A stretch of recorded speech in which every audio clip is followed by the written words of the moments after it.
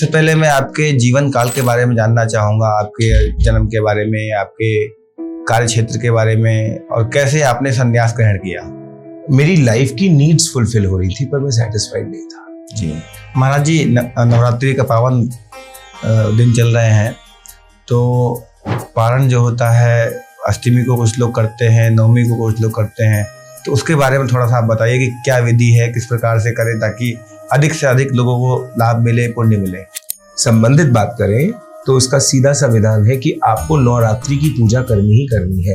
नवरात्रि का हवन भगवती को देना ही देना है और आपने विजयदशमी वाले दिन कन्या पूजन करके तब आपने पारण किया तो आपके नवरात्रि का व्रत लगता है। बात करें महाराज जी दशहरे की, विजयदशमी की, तो उसमें लोग रावण का पुतला फूंकना, ये करना, पूरा तीर मारना और पूरा एकदम सब लोग दशहरा मनाते हैं। तो I just want to know one thing Maharaj ji कि who was Ravan and is this correct कि हम लोग उठाया तीर और ऐसे एकदम राम सब राम बन गए, सब तीर मार गए। रावण कौन थे? रावण वो थे जिसने भगवान को मजबूर कर दिया अवतार लेने के लिए। कितना उचित है रावण का पुतला दहन करना? रावण को राम ही मार सकते हैं, जो स्वयं को राम समझ रहे हैं वो रावण को मार सकते हैं, अन्यथा पाप तो सबको बाहर है। बात करें महाराज जी वशीकरण की, हाँ, तो मैं तो वशीकरण अगर मैं जान जाऊं, मैं सीख जाऊं, तो मैं तो मुख्यमंत्रियों को, बड़े बड़े मंत्रियों को, राजाओं को, सबको वश में ले लूंगा। नमस्कार, स्वागत है आपका धर्मसूत्र पॉडकास्ट में। आज हमारे साथ बात करने के लिए मौजूद है निरंजनी अखाड़े से पूज्य महाराज जी पीताम्बरवन जी महाराज। बहुत बहुत स्वागत सर आपका महाराज जी। धन्यवाद धन्यवाद। ओम नमो नारायण। ओम नमो नारायण। महाराज जी, बात करें नवरात्रि का समय चल रहा है और काफ़ी पावन समय चल रहा है। सबसे पहले मैं आपके जीवन काल के बारे में जानना चाहूँगा, आपके जन्म के बारे में, आपके कार्य क्षेत्र के बारे में और कैसे आपने संन्यास ग्रहण किया। देखिएगा, मेरा जन्म मैं उत्तर प्रदेश के एक छोटे से शहर नजीबाबाद नाम से है, जो कि हरिद्वार से 55 किलोमीटर पड़ता है। वहाँ मेरा जन्म हुआ और जन्म लेने के पश्चात मैंने 5वीं तक यानी 5th तक की अपनी पढ़ाई एजुकेशन वहीं से ली। उसके बाद मैं लखीमपुर खीरी में एक जगह पड़ती है पलिया, उसमें एक स्कूल में मैंने फिर अपनी 10th वहाँ से की और मेरठ से मैंने 12th की। उसके बाद दिल्ली यूनिवर्सिटी से ग्रेजुएशन करके और अब्रॉड से मैंने पोस्ट ग्रेजुएशन की। उसके बाद मैंने as a business development manager job भी किया और उसके बाद कहाँ पर आपने? डलास में। डलास, यूएस से। मतलब आप यूएस में काफ़ी अच्छे पैकेज पर होंगे। हाँ, अच्छी सैलरी होगी। हाँ, वो कितने वर्ष पुरानी बात है ये? लगभग 20 से 22 वर्ष आप मान के चलिए। मतलब इतने अच्छे पोजीशन पे रहते हुए इतना अच्छा लाइफ आपका सेटल था, सब कुछ चीज़ें सेटल थी, तो ये संन्यास का मन में कहाँ से आया? देखिएगा, फुलफिलनेस और सेटिस्फैक्शन में फ़र्क होता है। मेरी लाइफ की नीड्स फुलफिल हो रही थी पर मैं सेटिस्फाइड नहीं था। जी। मैं जो अमाउंट मुझे मिल रहा था या जो रेपुटेशन मुझे मिल रही थी या जो रिस्पेक्ट मुझे मिल रही थी, मैं सेटिस्फाइड नहीं था। नीड्स मेरी फुलफिल हो रही थी, नो डाउट। अच्छी लाइफस्टाइल में जी रहा था, no doubt. I was enjoying very much, but आनंद नहीं था। सुविधा थी, सुख नहीं था। उस सुख की प्राप्ति के लिए मैंने सनातन की ओर थोड़ा सा कदम और बढ़ाया और फिर भगवती की और महादेव की ऐसी कृपा हुई कि उन्होंने मुझे डायरेक्टली अपनी गोद में बिठा दिया। गुरु महाराज जी का आशीर्वाद हुआ, उन्होंने भगवा चोला धारण करा दिया और अब मैं आप सबकी सेवा में हूँ। तो कैसे कैसे मतलब आप इसमें संन्यास के उसमें आए? मैंने कृष्ण भक्ति से अपनी संन्यास काल शुरू किया था। प्रेरणा कहाँ से मिली? प्रेरणा मुझे मेरी ये समझिए कि मेरी जीवनी कुछ ऐसी रही है कि मेरे जिस परिवार से हूँ मैं, आज जिस घर में मैंने जन्म लिया है, वहाँ शुरू से ही भक्ति भाव का माहौल है और हरिद्वार बिल्कुल पास में है, तो फिर साधु संत समाज ये देखने को मिलता ही रहता था और उनके साथ जाना, उनमें रहना, और शुरू से ही मेरा मन होता था कि मैं किसी न किसी तरह से भगवत प्राप्ति करूँ। जैसे मैं आपको एक बार का इंसिडेंट बताता हूँ। मैं छोटा सा था, लगभग 6th या 5th क्लास में होगा, तो हमारे उधर एक मंदिर पड़ता है, काली माता मंदिर। तो जैसे बड़े बड़े लोग साड़ी चढ़ाते हैं, बड़े से मेरा मतलब है जो कि अच्छे बड़े होते हैं, जो एजड होते हैं या जो जवान होते हैं। उस टाइम में बच्चा था जी, तो मुझे बड़ा आश्चर्य होता था कि मैं कब इस लायक बनूंगा कि मैं भगवती को साड़ी पहना सकूंगा, मैं प्रसाद चढ़ा सकूंगा। तो मैंने अपनी ट्यूशन्स की कॉपी, किताब, बैग सब बेच दिया और उनको बेच करके मैं गया दुकानदार के पास और उसको बोला इतने में जैसी साड़ी आ सकती है वैसी साड़ी मुझे दे दो। वो बोला तुम क्या करोगे? पिताजी का नाम था, पिताजी पेशे से डॉक्टर रहे हैं, चिकित्सक रहे हैं, आयुर्वेदिक चिकित्सक हैं, और उनके पास खबर पहुंच जाती है, वो शाम को हमारी खबर लेते हैं। बोले ये क्या किया? मैंने बोला मुझे इस चीज से ज्यादा जरूरी वो चीज लगी, इसलिए मैंने ये किया। तो भगवती, ये कब की बात है? ये मैं कितने कितने वर्ष पुरानी बात ये है? होगी लगभग 30 से भी ज्यादा वर्ष पुरानी बात है। तो अब आप लगा लीजिए कि उस समय से ही भगवती के प्रति प्रेम, भगवान के प्रति आस्था मेरी रही है, और मेरा शुरू से ये उद्देश्य भी रहा है कि मैं किसी न किसी रूप से अपने राष्ट्र के प्रति और अपने धर्म के प्रति, अपने सनातन के प्रति जहां भी मेरा योगदान हो सके वहां मैं योगदान दूं। क्योंकि ग्रस्त में रह के तो मैं संपूर्ण तरीके से सनातन को योगदान नहीं दे सकता, क्योंकि जो ग्रस्त में आदमी गिर जाता है उसकी ग्रस्ती ही उसका सनातन बन जाती है। तो कहते हैं ना कि अगर आपको आगे बढ़ना है, आपको लोगों को प्रेरणा देनी है, तो पहले आपको खुद तपना पड़ता है। अगर सूर्य अग्नि को नहीं बर्दाश्त करेगा तो दुनिया को प्रकाशित नहीं कर सकता। इसलिए मैंने ये संन्यास का मार्ग चुना। गुरु की बात करें तो आपने किन से गुरु दीक्षा ली, किन से प्रेरणा ली आपने? मेरे गुरु रहे हैं श्री श्री 108 श्री महंत श्री शिवबंजी महाराज, जो कि निरंजनी अखाड़े के मणि सिंहासनी के महंत है, और रिसेंटली उनका अपना आश्रम है सुत्याने में, ग्रेटर नोएडा सुत्याने में विविध आश्रम है। कंचनवन महाराज जी के नाम से आश्रम प्रसिद्ध है, और लाखों की जनता नवरात्रों में उनके दर्शन करने जाती है। आपको बहुत उनका सानिध्य प्राप्त हुआ, बहुत ज्ञान प्राप्त हुआ आपको? मैं जो हूँ उनकी वजह से हूँ। गुरु और इष्ट का ही तो एक सन्यासी के साथ सहारा होता है, वरना सब कुछ तो वो छोड़ ही चुका होता है। महाराज जी, नवरात्रि का पावन दिन चल रहे हैं, तो पारण जो होता है अष्टमी को कुछ लोग करते हैं, नवमी को कुछ लोग करते हैं, तो उसके बारे में थोड़ा सा आप बताइए कि क्या विधि है, किस प्रकार से करें ताकि अधिक से अधिक लोगों को लाभ मिले, पुण्य मिले? देखिएगा, मैं सर्वप्रथम आपको बताना चाहूंगा कि महादेव और भगवती की पूजा में अंतर है। अधिकतर लोग क्या नादानी करते हैं, वो सोचते हैं जैसे सुबह को उठे, नहाए धोए और जिस तरह से भगवान शंकर पे जल चढ़ा दिया, उसी प्रकार से हम भगवती की भी आराधना या पूजा कर सकते हैं। मैं मानता हूँ माँ सौम्य स्वरूप है, निर्मल है, प्रेमी है, बच्चों से प्यार करती है, बच्चों से कभी नाराज नहीं होती। लेकिन अगर हम दुर्गा सप्तशती की बात करें, महर्षि मार्कंडेय जी ने जिस पुराण का निर्माण किया है, मार्कंडेय पुराण की बात करें या श्रीमद् देवी भागवत की बात करें, तो उसमें सख्त और सख्त रूप से बताया गया है, स्ट्रिक्टली वहां पर ऑर्डर्ड है कि आप अगर देवी की उपासना करें तो पूरी विधि विधान और मंत्र में इतनी सी भी गलती नहीं होनी चाहिए, नुकसान हो जाएगा। नुकसान हो जाएगा। देवी जितनी, कहते हैं ना, देवी जितनी सहनशील है, देवी जितनी निर्मल है, जितनी कोमल है, उतनी कठोर भी है। बहुत लोग विधि मालूम नहीं है, हाँ, पूजा पाठ कर लिया, हाँ, कलश स्थापना कर ली और उसका नेगेटिव फास्ट कर लिया, लेकिन कहीं ना कहीं अगर त्रुटि हो गई तो वो नेगेटिव भी हो जाएगा। इसमें कोई दो राय नहीं है।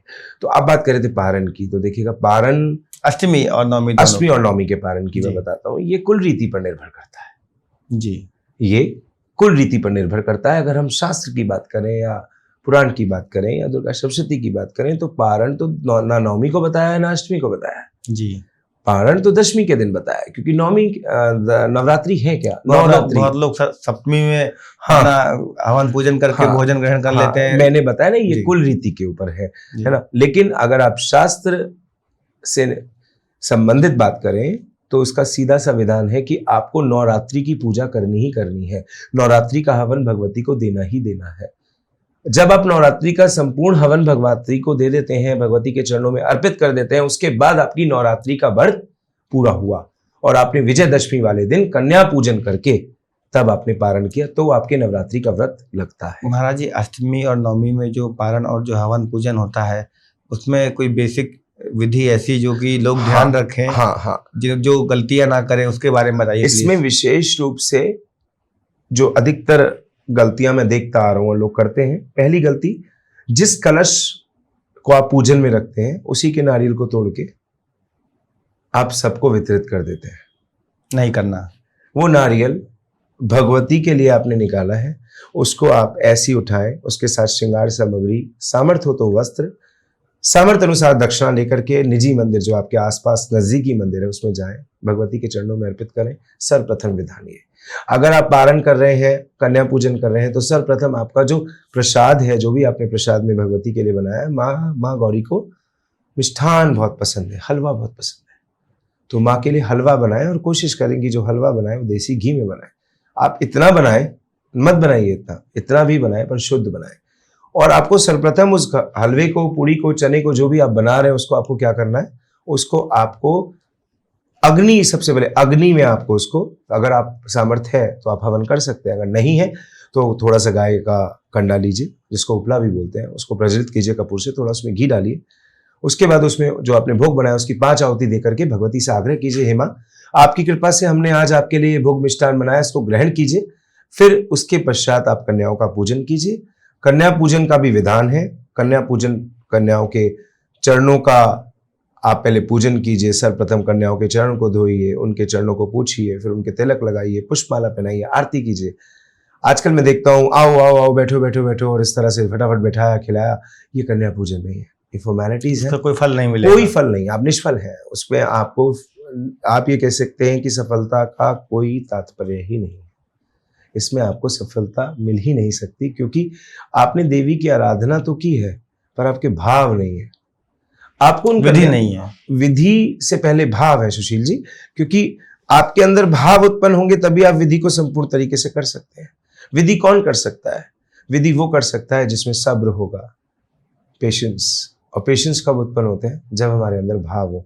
आपने अधिकतर देखा होगा पंडित जी हवन कराते हैं और जजमान क्या कहते हैं, जल्दी जल्दी कर दो, समय नहीं है, थोड़ा आधे मंत्र बोलते आधे खा जाते हैं। समय का भाव रखते हुए थोड़ा क्या क्या मतलब उसका फल मिलेगा? पंडित जी आधे मंत्र तो बोल दिए, आधे खा गए, देखिएगा पता ही चला। मैं आपको बोलता हूँ, फटाफट उदाहरण देते हुए कहता हूँ कि आपको डॉक्टर ने बोला आपको एंटीसेप्टिक और एंटीबायोटिक एक साथ लेनी है, आप बायोटिक एक बार लीजिए और एंटीसेप्टिक एक बार लीजिए, तो आपको क्या संपूर्ण चिकित्सा का फल मिलेगा? नहीं मिल सकता ना।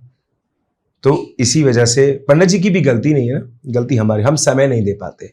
पूजा पाठ अनुष्ठान, सिद्धि और साधक के बीच का जो सफर है वो तभी पूरा हो सकता है जब आप समय देंगे। परमात्मा से इतनी आसानी से अगर मिलन होता तो फिर परमात्मा से कोई भी मिल सकता था। भगवान आपका सिर्फ और सिर्फ समय चाहते हैं। आप जितना समय भगवान को दे सकते हैं उतना ही आपको फल मिलेगा। तो कन्या पूजन कीजिए, कन्या पूजन उपरांत माँ भगवती का आरती आराधना कीजिए, यथारूप जो हो सके कन्याओं को दक्षिणा दीजिए, और माँ भगवती के अगला प्रयास करें कि ये नवमी के बाद लोग करना चाहिए। हाँ, नवमी के बाद बिल्कुल बिल्कुल जो विधान है वो यही है कि आप नवरात्रि पूरी करके विजयदशमी वाले दिन कन्या पूजन कीजिए। बात करें महाराज जी दशहरे की, विजयदशमी की, तो उसमें लोग रावण का पुतला फूंकना, ये करना, पूरा तीर मारना, और पूरा एकदम सब लोग दशहरा मनाते हैं। तो I just want to know one thing Maharaj ji, कि who was Ravan and is this correct कि हम लोग उठाया तीर और ऐसे एकदम राम, सब राम बन गए, सब तीर मार रहे हैं? रावण कौन थे? रावण वो थे जिसने भगवान को मजबूर कर दिया, जिसने भगवान को मजबूर कर दिया अवतार लेने के लिए। रावण वो थे। रावण शंकर जी के वो भक्त थे, जब शंकर जी डमरू बजाते थे तो रावण तांडव लिखते थे, और जब रावण ने वो तांडव गाया तो शंकर जी रुक ही नहीं सके और शंकर जी ने तांडव मचा दिया। रावण वो ब्राह्मण थे जिनमें इतनी शक्ति थी कि वो स्वयं शंकर जी को अपने साथ ले गए। रावण वो ब्राह्मण थे जिन्होंने सब शंकर से शंकर की लंका शंकर के सामने जाकर के ले ली। समझ रहे हैं आप? शंकर निर्मित काल को भी बांध दिया, काल को शनि को बांध दिया, शनि को बांध दिया, ग्रह बांध दिए सारे। रावण की गर्जना में इतनी शक्ति बताई जाती थी सुशील जी कि जब रावण चिल्लाते थे ना तो गर्भवती जो स्त्री होती थी उनका गर्भपात हो जाता था। कितना उचित है रावण का पुत्र दहन करना? रावण को राम ही मार सकते हैं, जो स्वयं को राम समझ रहे हैं वो रावण को मार सकते हैं, अन्यथा पाप तो सब कमाए रहे। हम इसके विरुद्ध हैं। पुतला नहीं जलना चाहिए, हम इसके विरुद्ध हैं। वो नहीं, ज्ञानी थे, नहीं जलना चाहिए। वो ज्ञानी थे।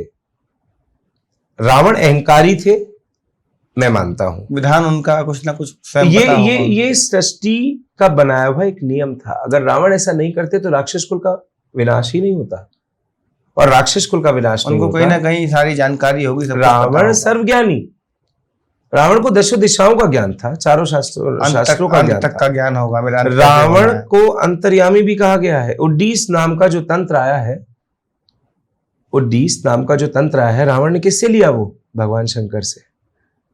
अघोर बोलते हैं ना शंकर को, अघोर अभ्य नमः। भगवान शंकर से रावण ने उड्डीस नाम का तंत्र लिया और उस तंत्र को छोटे छोटे हिस्सों में बांट करके लोगों ने अलग अलग तरीके से बना करके एक तंत्र विद्या का पूरा प्रोपेगेंडा बना दिया। महाराज जी, बात करें कि आजकल बड़ा मतलब लोगों को चमत्कार को नमस्कार। हाँ। मतलब सीधे साधे संत, हाँ, सिंपल संत आदमी को नहीं चाहिए। हाँ। जाए पर्चा बना दे, लिख दे, सब कुछ बता दे, अरे ये तो बहुत क्या नहीं क्या कर्ण पिशाचिनी है, क्या है, मतलब क्या चीज है ये जो। देखिए, कर्ण पिशाचिनी एक शमशान में रहने वाली सिद्धि और शक्ति है। नहीं, वो लोग कैसे बता देते हैं किसी के मन की बात? मैं यही बता रहा हूं, उसके लिए हमें साधना और सिद्धि करनी पड़ती है। कर्ण पिशाचिनी की साधना सरल नहीं है और सरल भी बहुत है। कर्ण पिशाचिनी की साधना शमशान, नदी के किनारे, सुनसान जगह, किसी न किसी ट्रेंड गुरु के बिना सिद्ध पुरुष के आप किसी भी तंत्र साधना को ना करें, जान चली जाती है। देखिएगा, जाना तो सरल है, जान चली जाए कोई बात नहीं। ये जो तंत्र है ये जान नहीं लेता आसानी से। ये आपको पागल कर देगा, आपको अंधा कर देगा, आपको बहरा कर देगा। कहने का तात्पर्य है कि जो आप बिना साधना या बिना गुरु के देखेंगे वो आप किसी को बता ना पाए, आपको ऐसा कर देगा। कुछ बात करते हैं डाकिनी, पिशाचिनी, ये सब माँ भगवती की, ये सब? माँ भगवती के गण और दासियां हैं। डाकनी का काम है। डाकनी को वैसे अगर हम देखें तो ये योगिनियों की ही शक्ति है और इसको बेसिकली यूज किया जाता है या इसको सिद्ध किया जाता है किसी से अपना कार्य या किसी पर जैसे कोई क्रिया है या किसी पर शत्रु का विनाश करने के लिए या किसी चीज को लघु रूप से पाने के लिए ये डाकनी का प्रयोग किया जाता है। बात करें महाराज जी वशीकरण की, हाँ, तो मैं तो वशीकरण अगर मैं जान जाऊं, मैं सीख जाऊं, तो मैं तो मुख्यमंत्रियों को, बड़े बड़े मंत्रियों को, राजाओं को, सबको वश में ले लूंगा। बिल्कुल सत्य। देखिएगा, वशीकरण के रूप है। क्या ऐसा पॉसिबल है? वशीकरण के रूप है। पहले प्राचीन पुरातन काल में राजा वशीकरण नाम का एक तंत्र होता था। राजा वशीकरण जी। इसका ऑपोजिट होता था प्रजा सम्मोहन। प्रजा सम्मोहन। अब आपने बात करी है कि राजा, मतलब कि आपने बात करी है कि वशीकरण में जानूं तो मैं किसी को भी किसी बड़े आदमी को सिद्ध कर लूंगा, अपना काम करा लूंगा। वशीकरण उसी इंसान पर हो सकता है जिससे आपका संपर्क हो। नहीं महाराज जी, ऐसा भी कहते हैं कि वशीकरण और ये सब जादू टोना जो है राजाओं पर नहीं चलता। क्या सत्य बात है? हाँ, बिल्कुल सत्य है। क्योंकि राजा खुद इतने उनके इतने पंडित हैं, इतने गुरु हैं, इसलिए भी नहीं चलता। वो स्वयं इतनी पूजा पाठ करते हैं कि उसको चले। राजाओं पर नहीं चलता, साधुओं पर नहीं चलता, किन्नरों पर नहीं चलता। कितना % चलता है अगर कोई अच्छे से जानता हो? राजा पर मैं कह सकता हूं 5% मुश्किल से। राजा आपको सुन लेगा, इतना चल सकता है कि बस वो आपको सुन लेगा या आपको समय दे देगा, बस। अच्छा, कुछ लोग जैसे इसका प्रयोग अच्छे काम के लिए करते हैं, वशीकरण का, और कुछ लोग खराब काम के लिए करते हैं, तो उसके बारे में क्या कहेंगे आप? देखिएगा, दिन है तो खराब मतलब मैं समझ गलत काम। हाँ, किसी भी जो धर्म असामाजिक कार्य, धर्म विरुद्ध है, नियम विरुद्ध है, कानून के विरुद्ध है, तो क्या पॉसिबल है ये सब होना? हाँ, ऐसा होता है, लोग करते हैं, गलत है। मैं इसके समर्थन में नहीं हूं, मैं इसके विरुद्ध हूं। इतना आसान थोड़ी है इसको सीखना, कोई सीख जाएगा, कोई कर देगा। नहीं, कोई किसी को मोहित कर लेगा। देखिएगा, वशीकरण कहना बहुत सरल है, बहुत सरल है। 5 सिद्धियों को अपने वश में करके तब आपको वशीकरण सिद्धि प्राप्त होती है। 1.25 महीने तक सेम प्लेस, सेम आसन, सेम माला, सेम जाप, सेम टाइम आपको करना पड़ता है, तब आप एक फर्स्ट स्टेज ऑफ वशीकरण पार करते हैं। बहुत कठिन है। महाराज जी, बात करें मारण की, तो कोई व्यक्ति अगर मारण क्रिया जानता हो और अच्छे से जानता हो, तो आजकल दुश्मनी लोगों की इतनी है, कोई किसी को मरवा देगा। बिल्कुल, और हो भी रहा है। मरवा भी रहे, होता है ऐसा, मरवा भी रहे।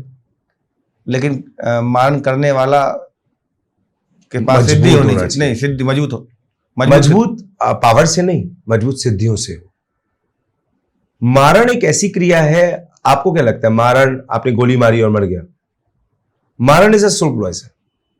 आपको बीमार होना पड़ेगा, आपके साथ एक्सीडेंट हो सकता है, आप पागल हो जाते हैं, पागल हो जाते हैं लोग, अंधे हो जाते हैं, कुछ कुछ करने लगते हैं, वो मारण का प्रयोग है। सुइयां चुभने लगती हैं शरीर में, खाना छोड़ देते हैं, दवाइयां असर नहीं करती, दवाइयां असर नहीं करती। उससे बचना है। हाँ, किसी उससे बचना किसी है। व्यक्ति को हाँ, उस क्रिया से बचना है, मारण क्रिया जो की गई है, तो कैसे बचेगा वो? आप कपूर रखें अपने पास, जेब में आप कपूर का तेल लें, तेल या कपूर, कपूर या कपूर का तेल, कपूर की सुगंध से सिर्फ देवता आपके अधीन हो जाते हैं, ऐसा कहते हैं। अधीन, आपसे प्रेम तो करते करते हैं पर अधीन भी हो जाते हैं, क्योंकि कर्पूर भगवान शंकर का प्रिय है और शंकर सभी देवताओं का सार है। इसलिए ये सुगंध रखें। इसके साथ साथ आप एक और काम कर सकते हैं, अगर आपको मारण क्रिया से बचना है, कि 7 लौंग को धागे में बांधें, उसको अपने सिराने रखें और शनिवार के दिन 7 बार उसको अपने सिर से उतार के बहते पानी में फेंक दें। किसी प्रकार की मारण क्रिया हो, वो हटेगी तो नहीं पर वो रुक जाएगी, वहीं रुक जाएगी। पता कैसे चले किसी को कि किसी के ऊपर मारण क्रिया की गई है? बिल्कुल, दवाइयां नहीं लग रही, आपके टेस्ट नॉर्मल आ रहे हैं पर आपका रोग सही नहीं हो रहा, घर पे मन नहीं लग रहा, परिवार वालों से अनबन हो रही है, कोई अच्छा नहीं लग रहा, किसी को देखने का मन नहीं कर रहा, रोने का मन कर रहा है, संसार को छोड़ने का मन कर रहा है, मरने का मन कर रहा है, सुसाइडल थॉट्स आते हैं लोगों को, एंजाइटी हो रही है, डिप्रेशन हो रहा डिप्रेशन हो रहा है, दवाइयाँ काम नहीं कर रही, नशे में बहुत लोग चले नशे की जाते हैं। तरफ को जाना चाह रहे हैं। बात करें महाराज जी, गृहस्थ लोगों के जो पूजा पाठ की विधि है, चूंकि संत समाज और आप लोग सब लोग जानते हैं जी जी, विधि पूजन कैसे क्या करना है। गृहस्थ व्यक्ति भगवान से लाभ लेना चाहे, हर आदमी चाहता है, आशीर्वाद चाहता है भगवान का, क्या विधि क्या पूजा है। अब समय नहीं लोगों के पास तो 2 मिनट हाथ जोड़ लिया, कोई मंत्र नहीं बोल पा रहा है, कोई हनुमान चालीसा नहीं पढ़ पा रहा है, या कोई बड़े बड़े जो वेद हैं उनका उच्चारण नहीं कर पा रहा है, तो शॉर्ट टर्म कुछ ऐसी चीज़ें हों जो वर्किंग लोगों के लिए, गृहस्थ लोगों के लिए जल्दी काम करें और ईश्वर का आशीर्वाद मिले उन लोगों को। भाव से भगवान को जोड़िए, अपने भावों को भगवान से जोड़िए। उठिए, स्नान कीजिए, स्नान करने के बाद भगवान के सामने जाइए और भगवान से बोलिए, मैं अपने दिन की शुरुआत करने जा रहा हूं, ये आप ही की मर्जी से शुरू होना है और आप ही की मर्जी से समाप्त होगा। मेरे पास इतना ही समय और इतना ही पूजन का विधान है, जो भी पाया है वो भी आपसे ही पाया है, आप उसे स्वीकार कीजिए। एक काम अवश्य करें, घर से निकलने से पहले दीपक जरूर प्रज्वलित करके जाए कि हे भगवान, मेरे पीछे से भी मेरे घर में प्रकाश रहे। धूपबत्ती जरूर जला करके जाएं कि भगवान, ये वनस्पति, धूपबत्ती का जो विधान है वो वनस्पति है। महाराज जी, अगरबत्ती में बांस होता है तो क्या जलाना उचित है? अगरबत्ती नहीं, बांस जलाना नहीं चाहिए, नहीं जलाना चाहिए, धूप जलाएं। धूप जलाएं। धूप का क्या है विधान? धूप हमारे पुराने जमाने में गूगल, गोंद और लोबान को मिक्स करके बनाया जाता था, अब तो केमिकल्स डलने लगे हैं, लेकिन उसको क्यों जलाया जाता है? वनस्पति है, उसके सेवन मात्र से ही आपकी ना जाने कितनी कोटि कोटि बीमारियां नष्ट हो जाती हैं। इसी प्रकार से वो देवताओं को अर्पित किया जाता था। उसके बाद जो भी आपसे भोग में बने, कहा जाता है कि अगर आपके घर में मंदिर है और मंदिर में मूर्ति है और मूर्ति में भगवान है, तो आप चाहे 1 गिलास दूध रखें और थोड़ी सी मिश्री रखें, पर भगवान के सामने अर्पित करें।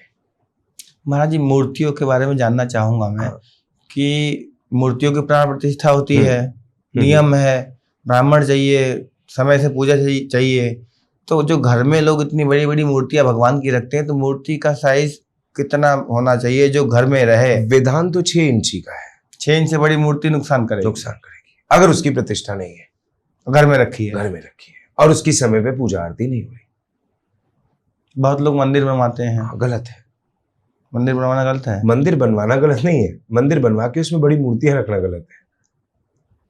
मंदिर बनवाना या तो ब्राह्मण रखा जाए जो आपके यहाँ रोज सुबह शाम आए, श्रृंगार आरती पूजा भोग सब लगाए। बहुत लोग महाराज जी देखा है मैंने, लड्डू गोपाल जी को साथ में लेके गलत विरोध है।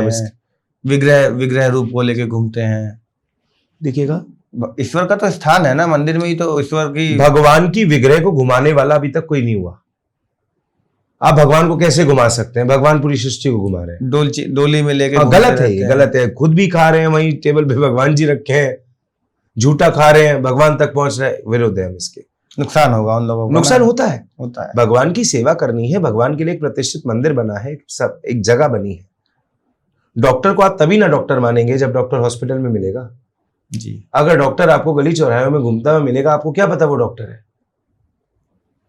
अब आप टोकरी में भगवान को लेकर चल रहे हैं, उन लोगों को क्या पता है भगवान है? जो गैर सनातनी है वो हमारा मजाक कैसे उड़ाते हैं? इसी रूप में तो उड़ाते हैं, और इसको रोकना है।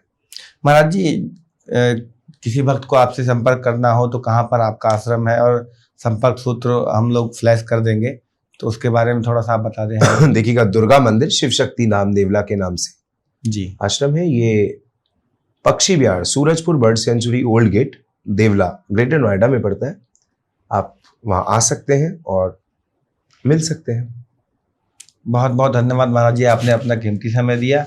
आगे फिर मिलते हैं एक नए गेस्ट के साथ, एक नए टॉपिक के साथ। Thank you so much. Om नमो नारायण। ओम नमो नारायण।